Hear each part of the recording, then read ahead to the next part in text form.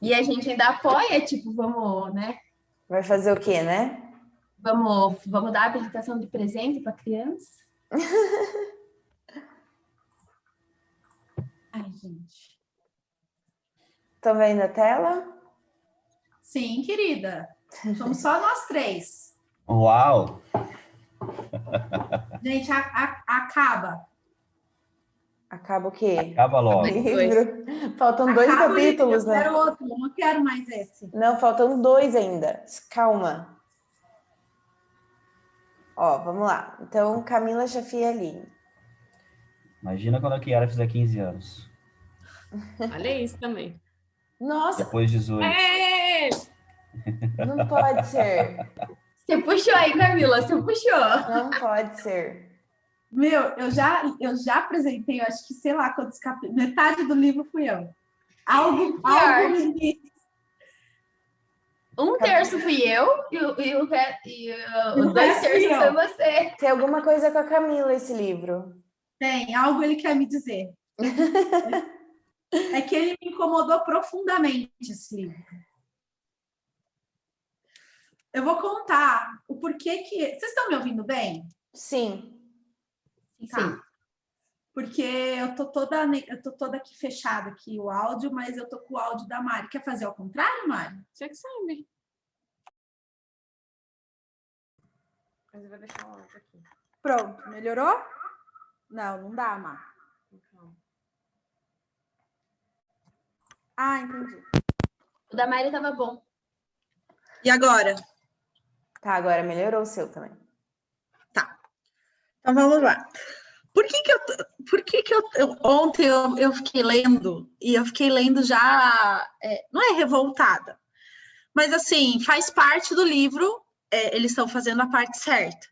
Porém, o que me incomodou muito é que nas empresas, e a gente mesmo não tem nem a base, a gente não tem nem o básico. E assim, e aí aqui eles já estão falando o gestor funcional do funcional, entendeu? Funcional de grupo.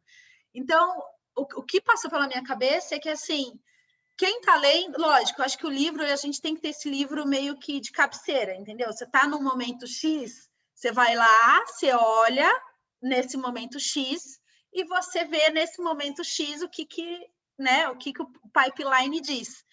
Mas eu acho que mais confundiu do que ajudou. Mas vamos lá. Pronto, falei. Não sei se vocês também tiveram essa sensação. Bom, gestor funcional. Então, aqui esse livro, ele especificamente, ele fala sobre o crescimento do gestor funcional, que nem sempre numa empresa as pessoas conseguem ir além do gestor funcional para gestor de negócios, gestor de grupo, porque muitas vezes o gestor de negócio, o gestor de grupo, ele, né, é o dono da empresa. Então, as pessoas, elas vão crescer para uma área de gestor funcional. E aí, ele, dentro do pipeline, o que ele colocou? Que o gestor funcional, o avanço do gestor funcional, ele ser um gestor funcional de grupo, né? Então, ele ser um gestor, por exemplo, igual ele deu o exemplo, eu sou um gestor de RH, e só que eu atendo N empresas do grupo. Então é nesse sentido. E assim, o gestor funcional de grupo, ele está muito alinhado com habilidades, tempo e valores do gestor de negócios e também do executivo do grupo. E as empresas, elas não treinam devidamente para esse papel. Então, se não treinam nem para gestor, né, nem para os outros papéis, imagina para esse. Acho que muitas vezes, eu acho que muitas vezes acontece, mas foi uma empresa aqui, então também aqui. Isso, você vai, tipo, abraçando.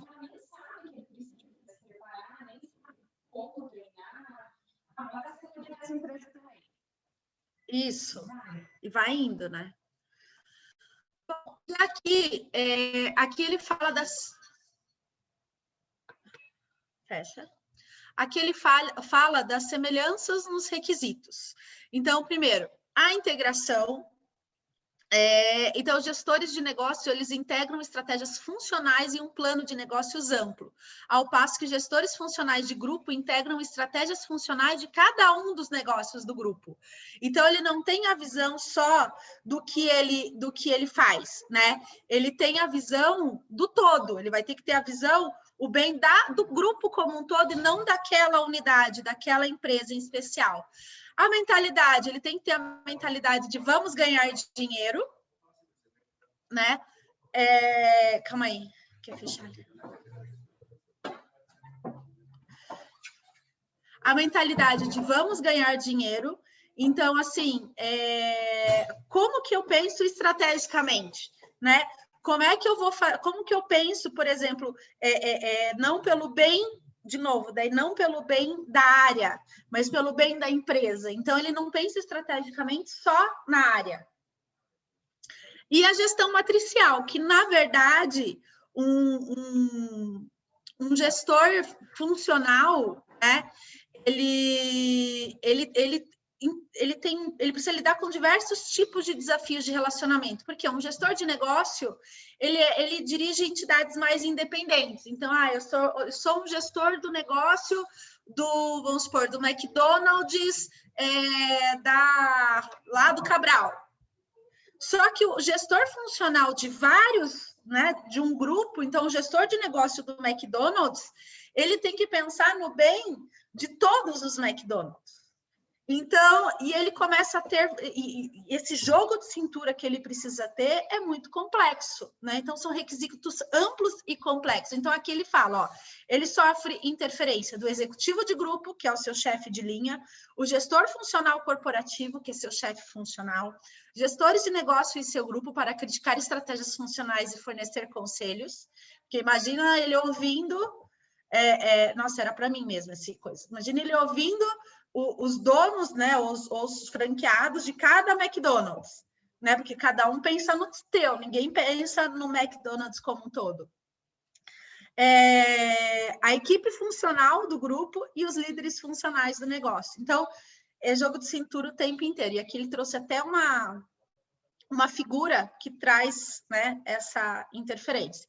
Então, a principal demanda, jogo de cintura no desenvolvimento de relacionamentos, vai ter que tomar decisões, porque chega uma hora, discutiu, chega uma hora que não tem mais que discutir, tem que tomar a decisão e ponto, vai agradar alguns, outros não vai, né?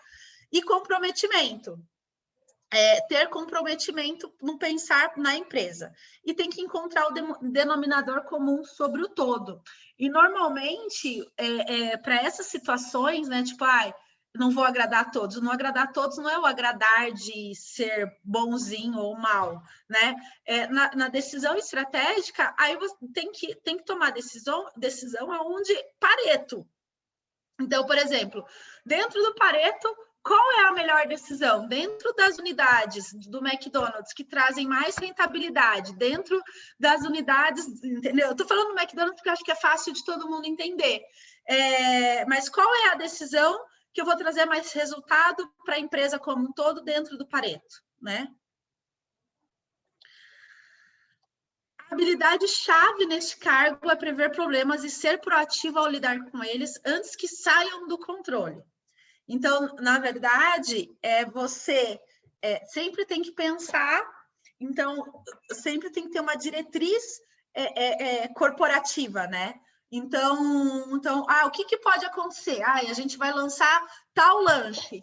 O que pode acontecer? O que as unidades de negócio podem perguntar? O que elas precisam para vender o lanche? O que a gente não pode deixar faltar? Então, como vem uma diretriz corporativa, principalmente vamos falar do McDonald's, né?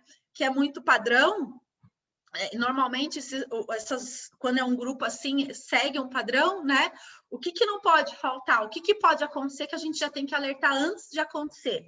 E aí ele traz a história da Jane, né? Jane, não sei.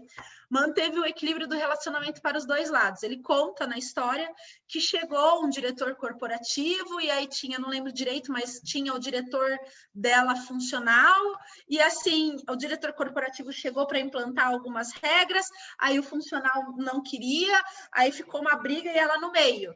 E aí ela teve o bom senso, né, do equilíbrio do relacionamento para os dois lados. Na verdade, ela seguiu os princípios dela.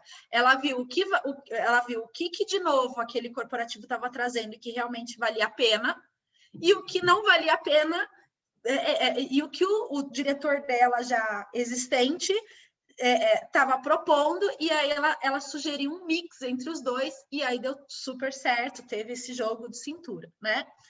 Sinais que um gestor funcional de grupo não está realizando um bom desempenho. Primeiro, agir como político.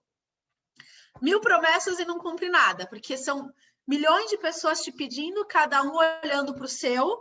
Então, um vai pedir o lanche vegano, o outro vai pedir low carb, o outro vai pedir... Então, assim, em nenhum momento tem que fazer isso em cima do que,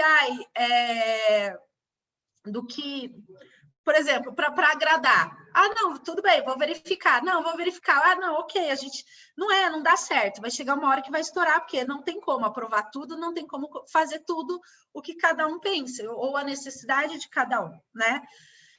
Envolver-se demais no trabalho funcional. Então, quando um gestor funcional de grupo não tem claro o que ele precisa, né? A tendência, como em todas as áreas, a tendência é que ele volte a fazer o que ele já estava acostumado a fazer na zona de conforto. A gente viu isso em todas as etapas do pipeline, né?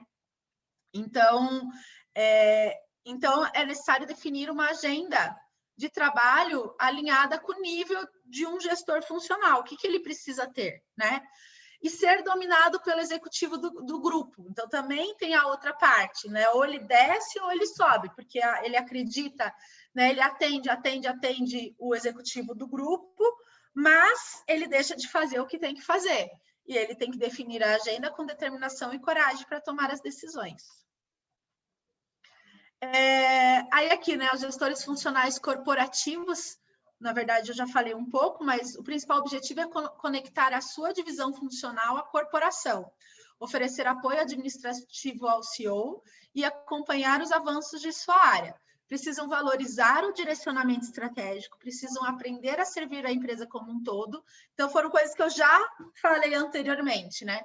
E requisitos externos necessários. Então, assim, não só como um gestor de negócio tem muito isso no pipeline dele, o funcional corporativo também. Não só interno, não olhar a cabeça para o todo, mas olhar para fora. Então, assim, reconhecer como a concorrência está usando a divisão para ganhar vantagem competitiva. Então, por exemplo, num caso de um RH, como que lá fora estão usando o RH, o corporativo funcional de RH, para ter uma prestação de serviço melhor às unidades de negócio, né? Manter-se atualizado sobre o que há de mais moderno, coletar informações antecipadas sobre eventos ou ações que possam ameaçar a empresa ou fornecer oportunidades em sua área funcional. Por exemplo, vamos lá, quando surgiu o e-social.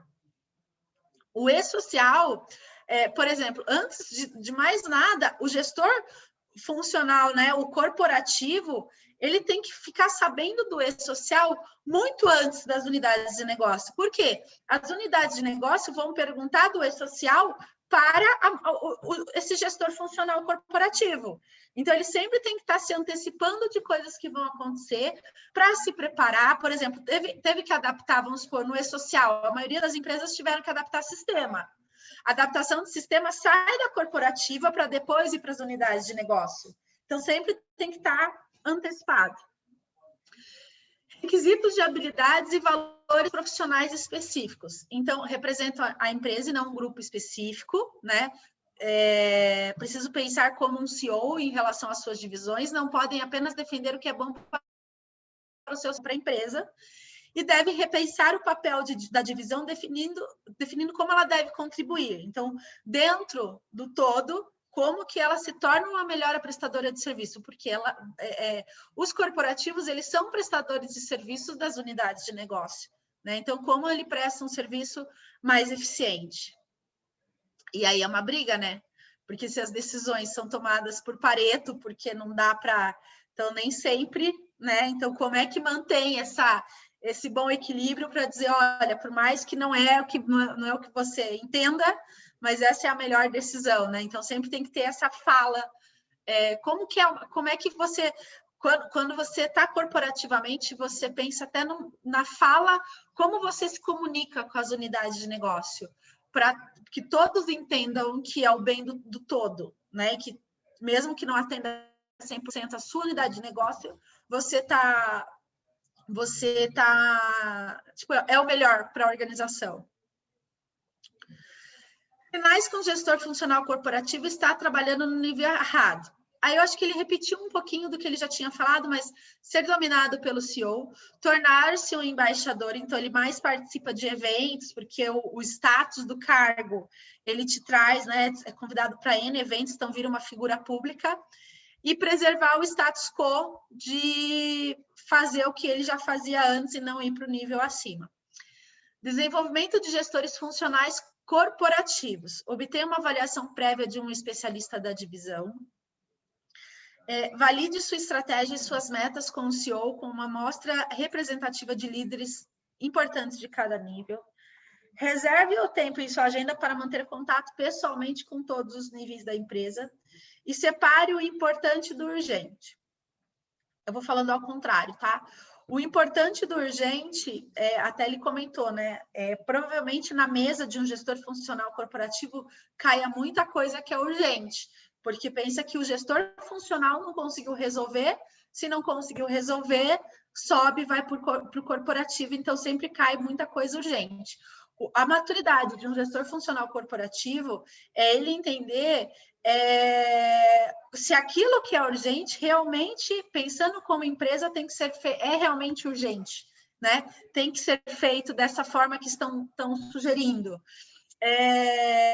Reserve tempo em sua agenda para manter contato pessoalmente com todos os níveis da empresa, sim, né? Porque além de um bom relacionamento entre as unidades de negócio, entender há diferenças, por exemplo, no Brasil, há diferenças de cultura, há diferença. Então, às vezes, um texto que é comunicado um texto que é comunicado muito bem para São Paulo, o mesmo texto ele não vem para uma região, vamos por aqui para o sul. Então, precisa sim ter adaptações à região. Então, não é sair do padrão, mas o que mais se encaixa.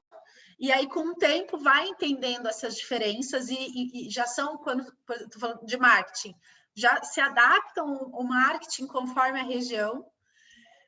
Valide suas estratégias, suas metas consigo como uma amostra representativa. Isso aí, como que ele está pensando como empresa, né? As metas, todo o resultado, o desempenho num todo e não muito focado. E obter uma avaliação prévia de um especialista da divisão. Esse eu não lembro, gente. Alguém pode me ajudar? O que ele falou nessa parte sobre avaliação prévia de um especialista da divisão? Alguém lembra? Chafi, Aline? Não? Pelo que eu lembro, ele estava se referindo a ver alguém que tenha mais experiência naquela função, para que ele não dê cabeçada, né?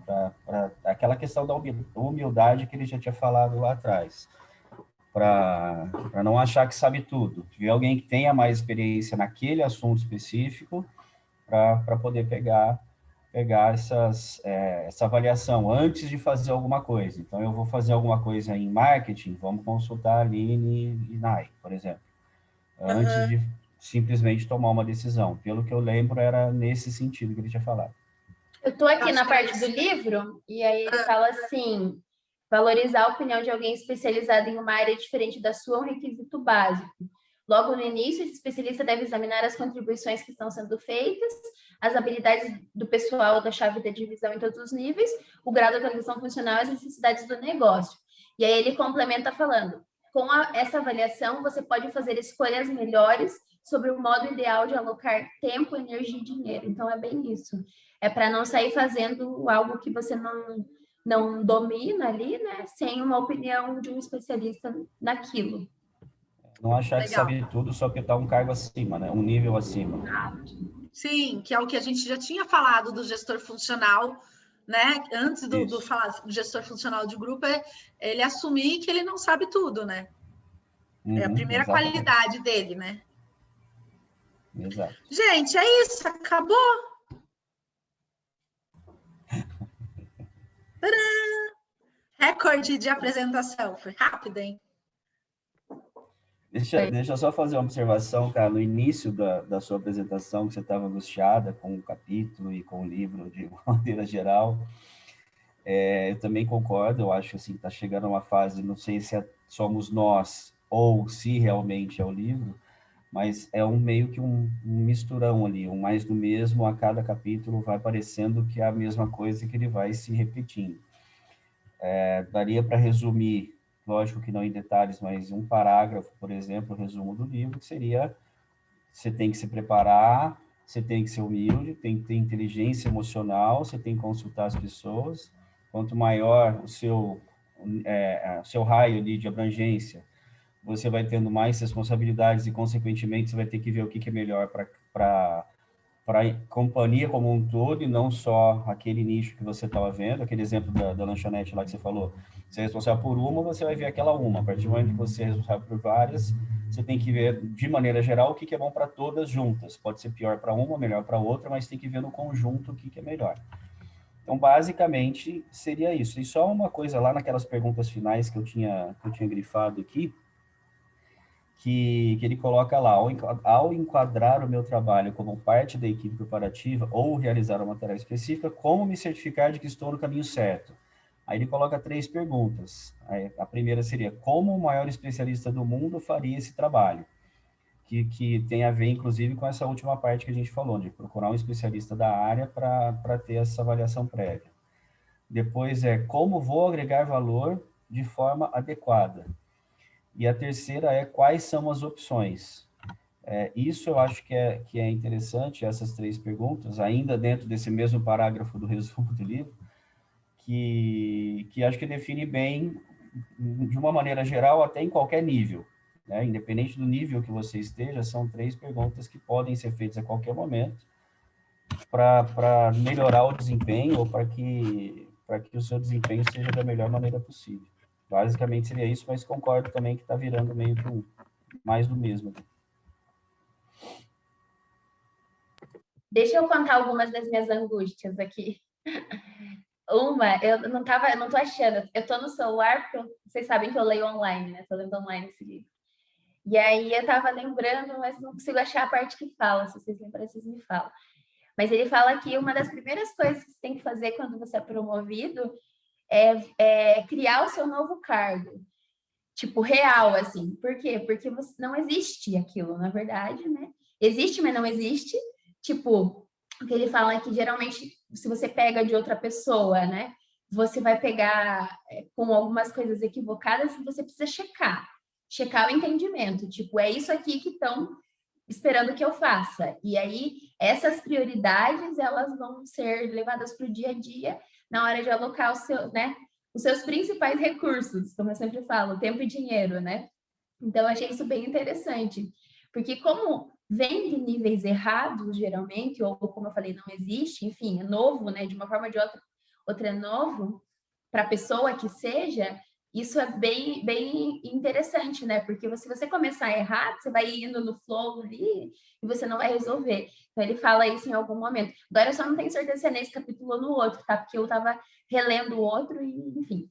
Mas isso foi interessante para mim. E aí, outra coisa que eu queria comentar é que eu estava vendo esses dias numa comunidade de um cliente meu, alguns gestores debatendo. E aí eles estavam falando que o tempo todo eles ficavam se remetendo ao primeiro pipeline de liderança, a primeira passagem do pipeline de liderança.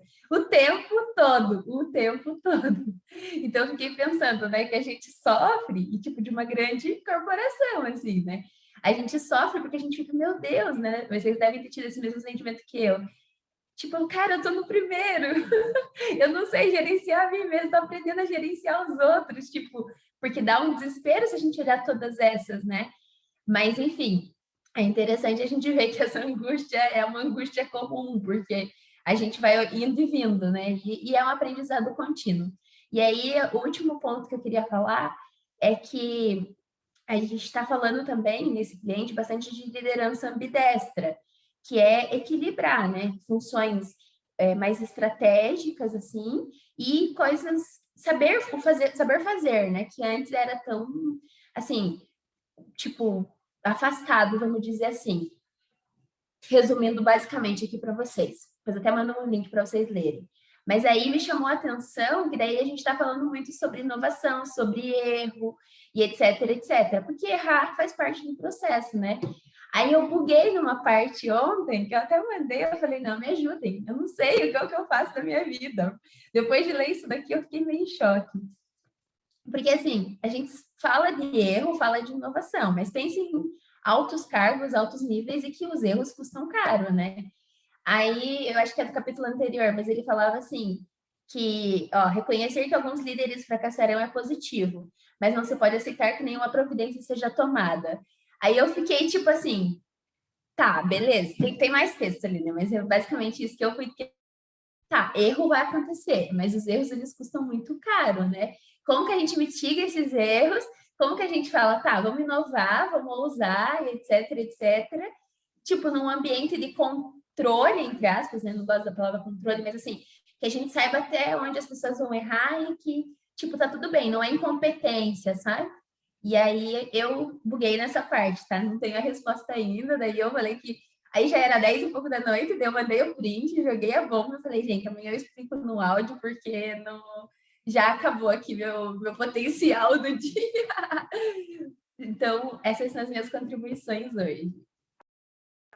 Mas, Aline, por isso que eu falo que eu acho que é um livro meio de cabeceira, assim, sabe? Para você poder pesquisar em qual momento você tá, né? Lógico, quando a gente fala em eu, né? Mas quando a gente fala em empresa, qual é o momento da empresa? Como que a gente transforma isso numa coisa mais simples para poder realmente colocar em prática? Então assim, eu acho que essa é a angústia, que é a mesma angústia que a sua. Então, assim, é muito complexo para a realidade que existe, que a gente vive hoje, né? Como mãe de uma menina de quase 12 anos, pela minha experiência, Você está passando por um pipeline agora, que é de mãe de uma menina de 11 para mãe de uma menina de 12, ó, já está saindo Empreendedora ainda, hein? Então, eu acho, nisso daí, eu acho que tem que ser... lidar como mãe de 12. Eu acho que tem que ser avaliado caso a caso, né? Como a gente já falou lá no início, ele está colocando, e ele mesmo fala, né, que ele tem 6 níveis, mas cada empresa vai ser uma empresa. Tem empresa que tem 3, tem outra que tem 2, outra tem 10. Então, a gente não consegue padronizar e não consegue nem fazer um modelinho, né? Uma receitinha ali. Vários cargos acumulados, várias pessoas assumindo vários cargos, vários níveis ao mesmo tempo. Então, é adaptar de acordo com cada realidade, de cada local e de cada idade de filho.